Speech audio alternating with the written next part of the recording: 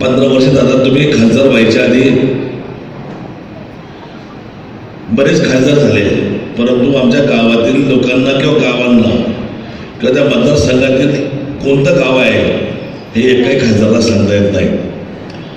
परंतु ज्यापासून आपण आलात, मोठी गावं काय पण छोट्या वाड्या वस्त्या सुद्धा दादा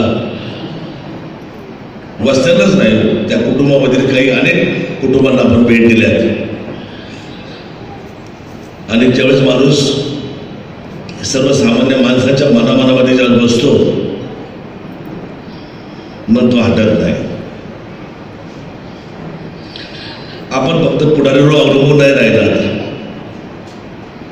किंवा गावातले 4 पुढारी धरले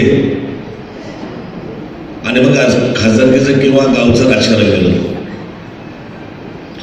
आपण त्या गावामध्ये पुढारी सांभाळले, मध्यमवर्गीय सांभाळले आणि अत्यंत गरीब असणारी माणसं सुद्धा आज काही माणसं आपल्या मदतीमुळं काहींची कुटुंब आज गुन्ह्या गोविंदाने आज या तालुक्यामध्ये काम करतात.